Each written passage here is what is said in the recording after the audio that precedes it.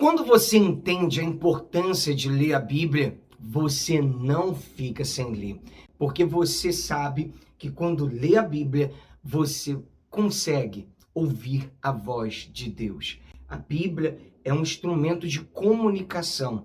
Quando você ora, você fala com Deus. Quando você lê a Bíblia, Deus fala contigo. Nós estamos num plano anual de leitura bíblica, ajudando todos aqueles que sempre tiveram o desejo de ler a Bíblia inteira, mesmo na correria do dia a dia, mas não estava conseguindo por falta de tempo. Mas, mesmo com pouco tempo, é possível? Sim, é possível, através de um plano, através de um método. Pessoal, vem com a gente, porque todos os dias nós vamos estar aqui segurando nas suas mãos para te ajudar a ler a Bíblia inteira. Se você não é inscrito no canal, se inscreva no canal, me ajude. A gente precisa chegar a 1000 inscritos. Posso contar com você? Creio que sim. Se inscreva no canal, dá o like também, colezinho, e compartilha para os seus contatos e grupos. Vamos à leitura de hoje. Dia 195, nós vamos ler 1 Reis, capítulo 17, Isaías 47, Marcos, capítulo 10. 1 Reis 17. Elias prediz grande seca e é sustentado por corvos. Então Elias, o Tisbita, dos moradores de Gileade, disse a Acabe: Tão certo como vive o Senhor Deus de Israel, a quem eu sirvo, não haverá orvalho nem chuva nos próximos anos, a não ser quando eu disser. Então a palavra do Senhor veio a Elias dizendo: Saia daqui, vá para o leste e esconda-se junto ao ribeiro de Querite, nas imediações do Jordão. Você beberá a água do ribeiro, e eu ordenei aos corvos que sustentem você naquele lugar. Elias foi e fez segundo a palavra do Senhor, retirou-se e ficou morando junto ao ribeiro de Querite, nas imediações do Jordão. Os corvos lhe traziam pão e carne pela manhã, bem como pão e carne ao anoitecer, e ele bebia a água do ribeiro. Mas passados alguns dias o ribeiro secou porque não chovia sobre a terra. Elias e a viúva de Sarepta. Então a palavra do Senhor veio a Elias dizendo: Levante-se e vá a Sarepta, que pertence a Sidom, e fique por lá. Ali ordenei a uma viúva que dê comida para você. Então ele se levantou e foi a Sarepta. Chegando ao portão da cidade, encontrou uma viúva que estava apanhando lenha. Ele a chamou e lhe disse: Por favor, traga-me um pouco de água numa vasilha para que eu possa beber. Quando ela já estava indo buscar a água, Elias a chamou e lhe disse: Traga-me também um bocado de pão, por favor. Porém ela respondeu: Tão certo como vive o Senhor seu Deus, não tenho nenhum pão assado. Tenho apenas um punhado de farinha numa panela e um pouco de azeite num jarro. E como você pode ver, apanhei 2 pedaços de lenha e vou preparar esse resto de comida para mim e para o meu filho. Vamos comer e depois morreremos de fome. Elias disse à mulher: Não tenha medo, vá e faça o que você disse. Mas primeiro faça um pãozinho com o que você tem e trago para mim. Depois prepare o resto para você e para o seu filho, porque assim diz o Senhor Deus de Israel: a farinha da panela não acabará e o azeite do jarro não faltará, até o dia em que o Senhor fizer chover sobre a terra. A viúva foi e fez segundo a palavra de Elias. Assim comeram ele, ela e a sua casa durante muitos dias. A farinha da panela não acabou e o azeite do jarro não faltou, segundo a palavra do Senhor anunciada por meio de Elias. Depois disto, o filho da mulher, dona da casa, adoeceu, e a doença dele se agravou tanto que ele morreu. Então a mulher disse a Elias: O que foi que eu fiz a você, homem de Deus? Você veio aqui para trazer à memória a minha iniquidade e matar o meu filho? Elias respondeu: Dê-me o seu filho. Ele o tomou nos braços dela e o levou para cima, ao quarto, onde ele mesmo se hospedava, e o deitou em sua cama. Então clamou ao Senhor e disse: O Senhor meu Deus, por que afligiste também esta viúva com quem me hospedo, matando o filho dela?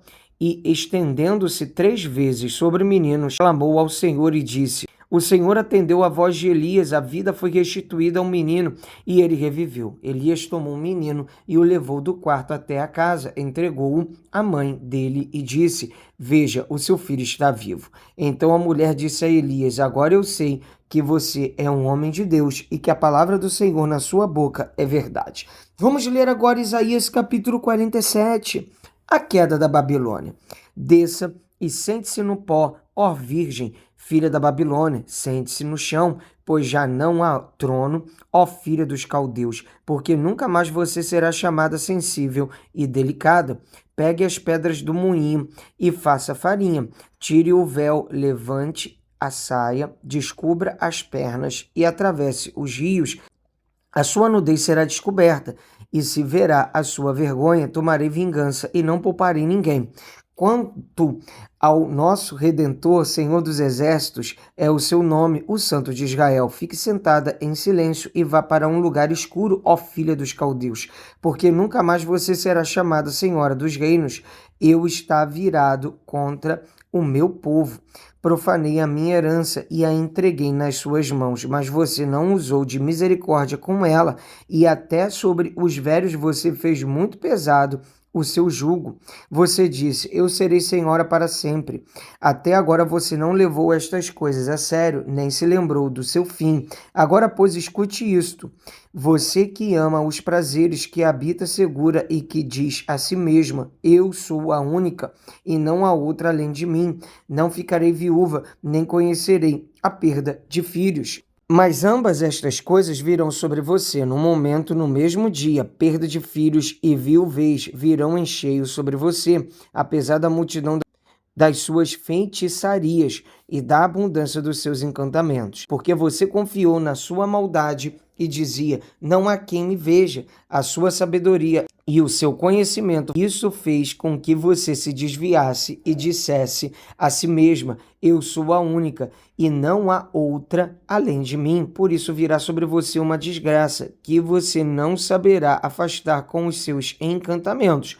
Cairá sobre você uma calamidade da qual não poderá se livrar por expiação, porque sobre você virá de repente uma desolação, como você não imaginava. Continue, pois, com os seus encantamentos e com a multidão das suas feitiçarias, em que você tem se fadigado desde a sua mocidade. Talvez você possa tirar algum proveito disso. Talvez com isso consiga inspirar terror. Você está cansada de tanto ouvir conselhos.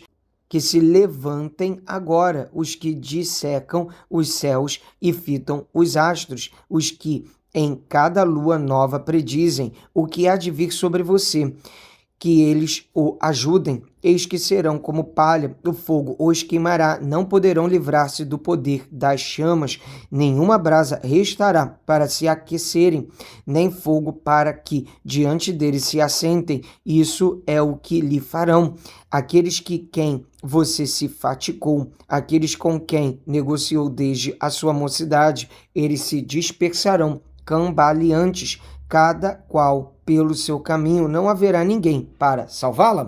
Vamos ler agora Marcos capítulo 10, a respeito do divórcio. Saindo dali, Jesus foi para o território da Judéia e para além do Jordão, e outra vez as multidões se reuniram junto a ele, e de novo ele as ensinava segundo o seu costume. E aproximando-se, alguns fariseus o puseram à prova, perguntando: É lícito ao marido repudiar a sua mulher? Jesus respondeu: O que foi que Moisés ordenou a vocês? Eles disseram: Moisés permitiu escrever uma carta de divórcio e repudiar. Mas Jesus lhes disse: Foi por causa da dureza do coração de vocês que Moisés deixou escrito esse mandamento.